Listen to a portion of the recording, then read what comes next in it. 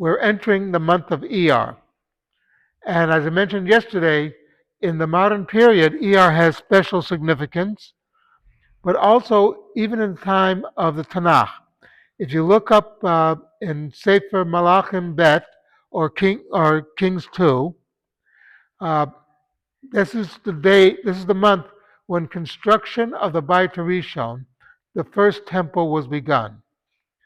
That again, it's not an accident that during the period of the Omer, Shlomo Melech, King Solomon, began the orders to build the Beit HaMikdash.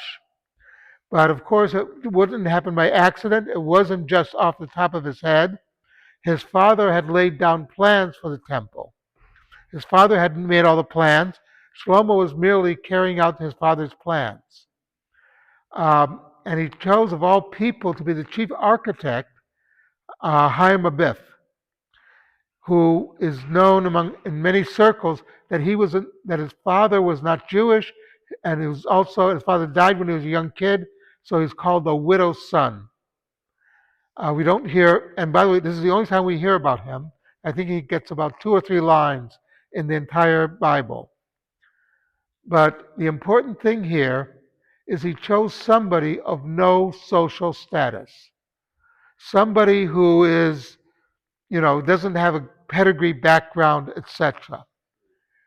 And this is an important lesson to us because there's a saying that a mamzer, a bastard who's well educated, who knows Torah, can stand above a high priest who's an ignoramus, because we're looking at your accomplishments.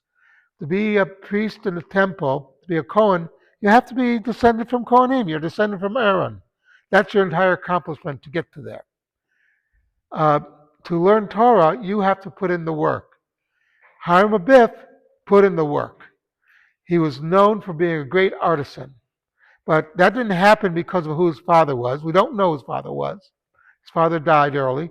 The important thing is he accomplished it on his own out of his love of Torah. And that is the important ingredient. If you want to be a great Torah scholar, start to study. If you want to be, and this is a view of the Torah, if you want to accomplish anything in this world, you have to do it. You have to make yourself the better person. Nobody's going to really help you in a lot of things. Or as the old joke goes, somebody goes to the kotel every day, davens with all his heart to win the lottery. He does this for 30, 40 years.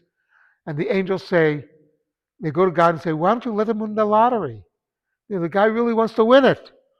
And God's reply is, first he has to buy a ticket.